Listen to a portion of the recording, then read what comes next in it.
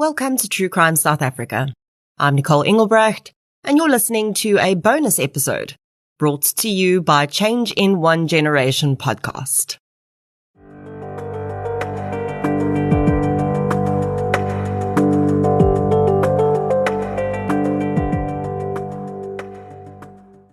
In many of the cases I discuss on the podcast, we see how young South Africans struggle significantly with social and economic hardships. So I was excited to come across the podcast that's sponsoring today's episode.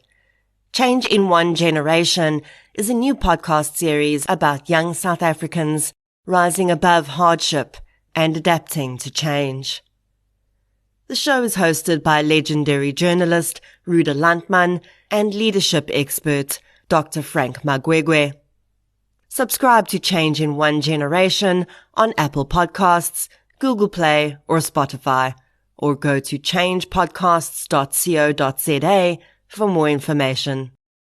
When the Change in One Generation podcast came on board as a sponsor of the show, they asked me if I thought True Crime South Africa listeners might enjoy some bonus content.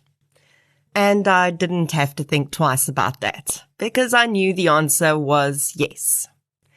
Then they asked if it was possible for that bonus content to include some positive stuff, which is, of course, what their content is all about.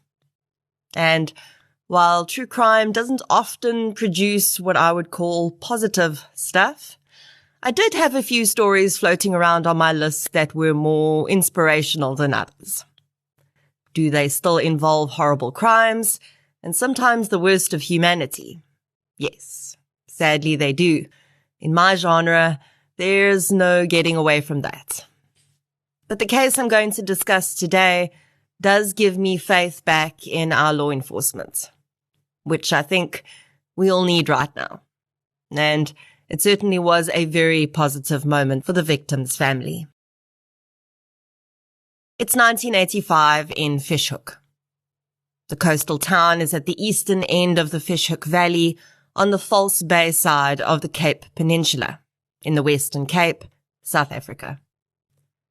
Although the Western Cape is now known as a province that certainly enjoys its liquor, especially some of the wines produced on its incredible array of wine estates, Fishhoek was at that time a dry town.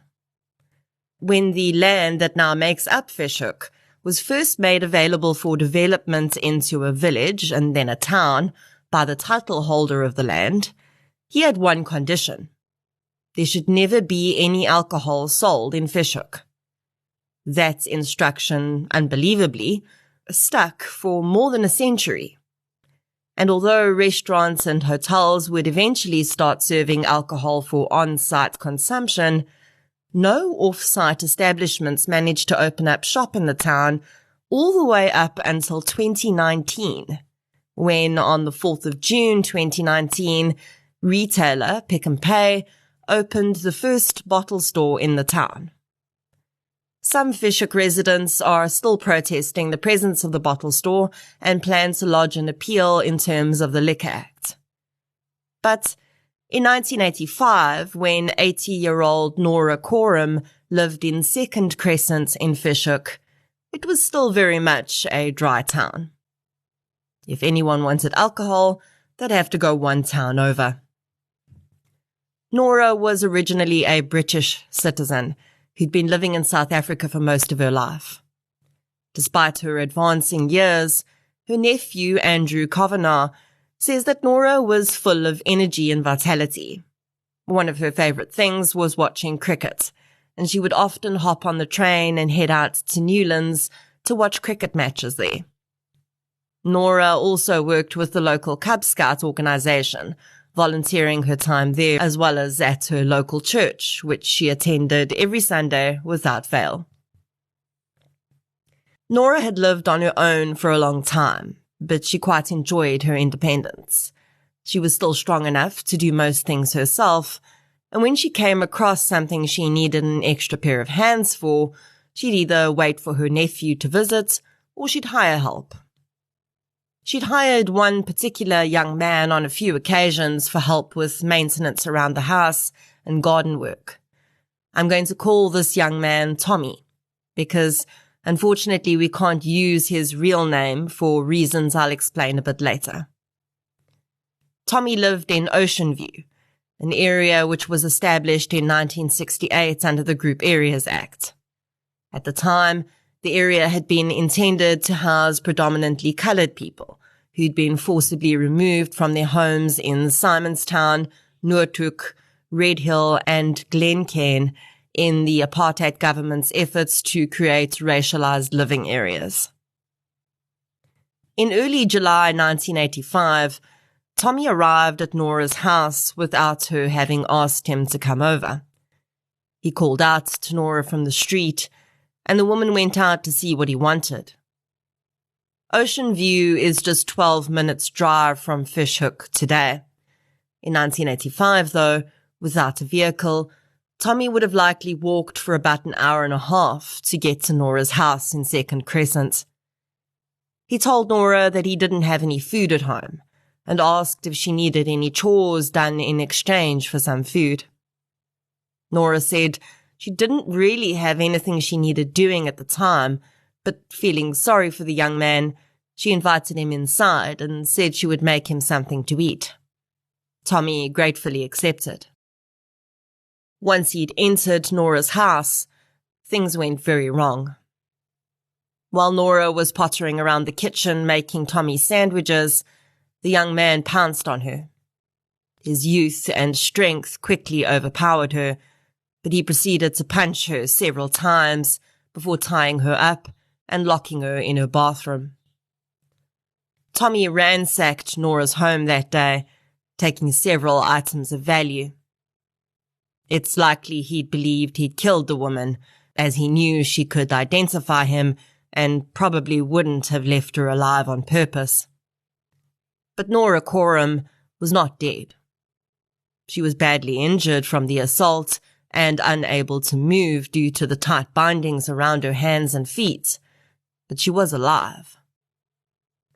Nora listened as Tommy ransacked her house, and then eventually she heard the front door close behind him, and then the distinctive sound of the front garden gate squeaking closed.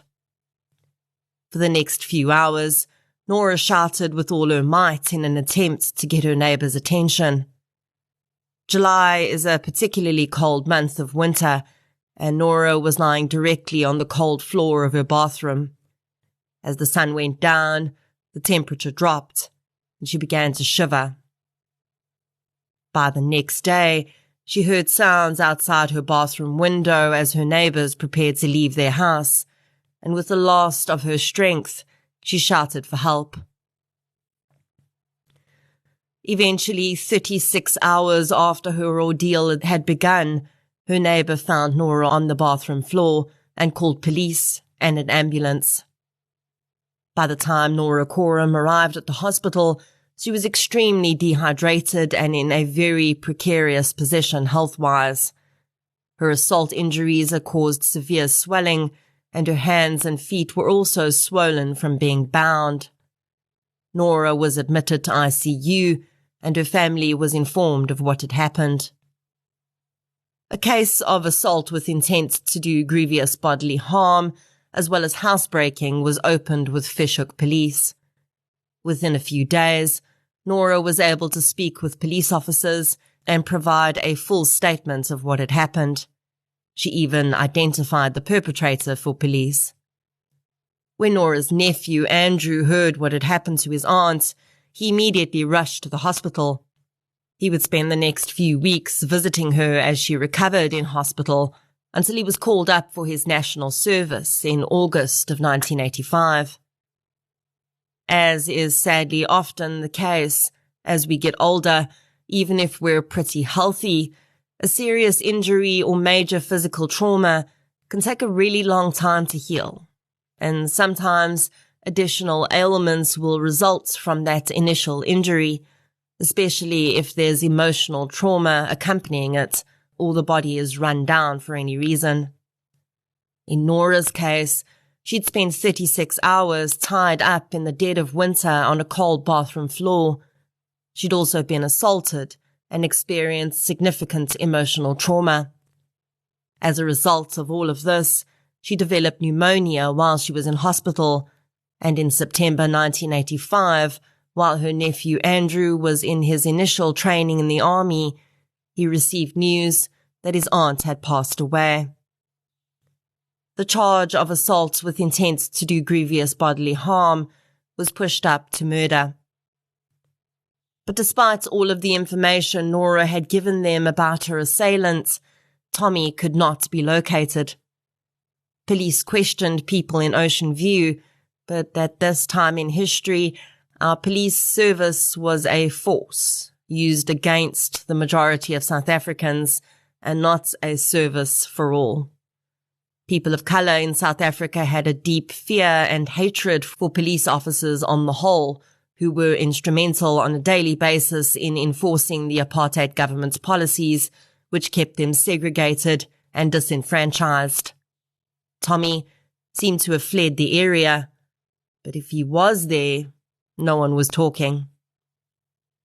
I think sometimes we forget how far we've come in terms of technology in such a short space of time. Almost all of the technology we look to as investigative tools today did not exist in 1985. There was no DNA testing, no digitized databases. People could quite easily live without leaving any digital trace. And that is exactly what Tommy managed to do.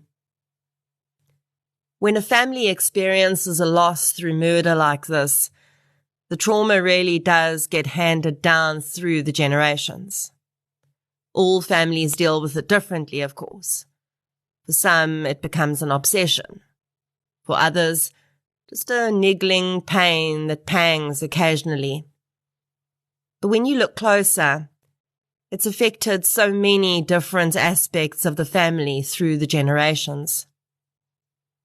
For Nora's family, after she was laid to rest, they held out hope for a long time that Tommy would be apprehended, but with each year, that hope began to fade. The docket for Nora's murder remained at Fishhook Police Station, but it was soon covered in dust in a filing cabinet. South Africa went through immense changes in the decades that followed, and our police service changed too. Detectives came and went, and occasionally someone would look at cold cases, but the case of the murdered 80-year-old lady from Fishhook never really got much traction again. Until 34 years later, when a new police officer started at the station. Warrant Officer Detective Jeremy Martin was transferred to Fishhook in early 2019. His mandate at the station was to track outstanding wanted suspects and investigate cold cases dating back as far as he could go. Cold cases are a curious thing. The longer a case takes to be solved, the more likely it is it won't be solved. But time also does something else in some of these cases. In just the right combination of circumstances, time can be exactly what a case needs. Sometimes people don't want to or can't speak up with information they have at the time of a crime for various reasons, and time will change that. Re-interviewing people who were spoken to in an original investigation may produce new information. And then there's the development of technology. DNA, of course, has been an incredible tool in solving cold cases. In many murders or rapes committed prior to the use of DNA testing as an investigative tool, there was simply no way to concretely identify or tie an offender to a crime without such a tool. Of course, we also know that certain types of criminals, particularly the violent ones, tend to reoffend. And that often helps police solve cold cases too, because at some point, that offender's reign will come to an end. They'll make a mistake that will either link them through similar modus operandi or some type of physical evidence to another unsolved crime. One of the simplest but most powerful advances in technology for police in tracking wanted suspects, though, has been access to data. Law enforcement can now use various types of databases, both those designed specifically for them and also those designed for public use, like social media, to track criminals. In 1985, when Tommy went on the run, besides putting out wanted posters and asking the media to write about the case, police had very few other options available to them. In 2019, though, Detective Martin had a wealth of information at his fingertips. He didn't even need to leave his desk to restart the investigation into the murder of Nora Coram. With the name of the offender from Nora's statements, Detective Martin simply popped it into the various databases he had. There was no question about who'd committed the crime. Nora had identified her own murderer, and her 34-year-old statements ensured that she could still speak from the grave. Martin was aware that a court case with a case so old could be difficult, but he was definitely willing to give it a try. Within a few hours of skimming through the various options for the name combinations he'd been provided, Martin found the Tommy he was looking for, and the man had come full circle. His most recent registered address was back in Ocean View. Detective Martin decided he would go in with a gentle approach at first. Tommy definitely wouldn't be expecting him, although it was entirely possible he committed other crimes since Nora's murder, and he may be very wary of police. But that might even play into Detective Martin's favor, because the man may just confess to other unsolved crimes. So on the day he arrived at the address registered to Tommy, he didn't do so with flashing blue lights or sirens. Unfortunately, that visit would not go as anticipated. Detective Martin did not drive off with Tommy in his police car that day, headed to the station for questioning. Instead, he drove off with a heavy heart. He'd been advised that Tommy was dead. The man had died at just about the same time that Detective Martin had transferred to Fishhook Police Station. His death so recent that his profile hadn't yet flagged as deceased. After chatting with the man's family, Martin was able to confirm that this was most definitely the same man who'd lived in Ocean View and worked for Nora Coram 34 years before. He'd been in his early 50s when he passed away, but his family remembered he'd occasionally spoken about his previous employer, the one who'd been murdered. His retellings of the story had seemingly held no emotion either way. There'd been no indication to those he told the story to that he had any more involvement than simply having once worked for the woman. Details of any other criminal activity the man may have been involved in have never been released, as this could identify him. Although Detective Martin is 100% sure that Tommy was Nora Coram's killer, he obviously cannot put a dead man on trial.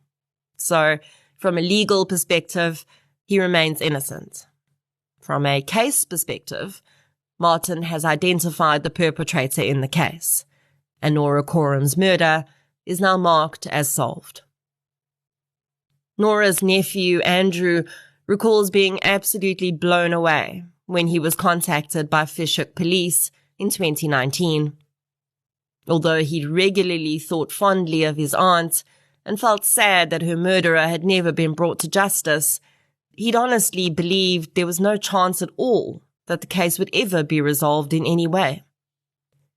When Detective Martin told him he'd managed to track the man down and that he was unfortunately already deceased, he felt like that chapter of his family's history was finally closed.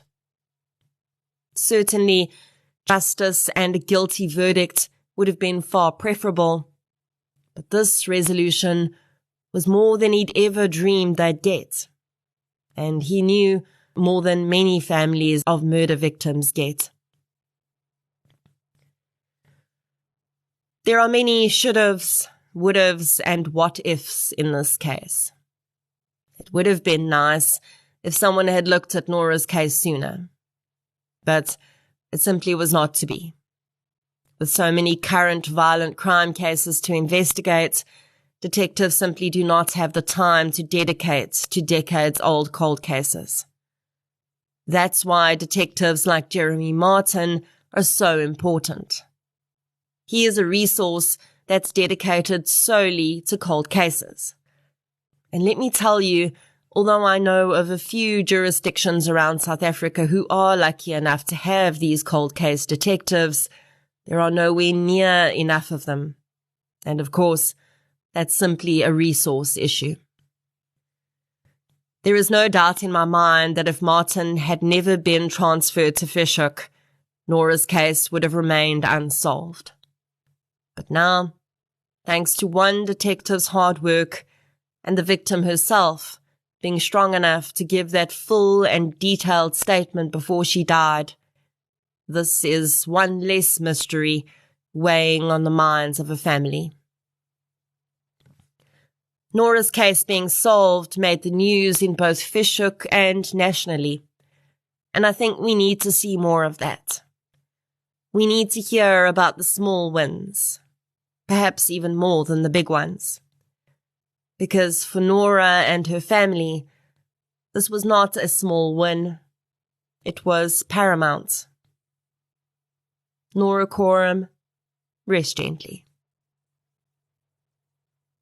I do hope that you found value in this bonus episode brought to you by Change in One Generation podcast.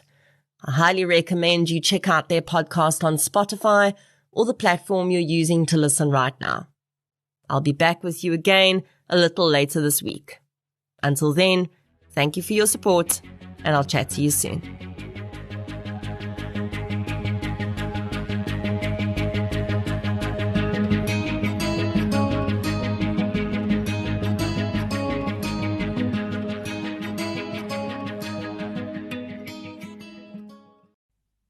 Thanks again to this week's sponsor, Change in One Generation. To hear amazing stories of change, go to changepodcasts.co.za. I'm sure you'll enjoy the show.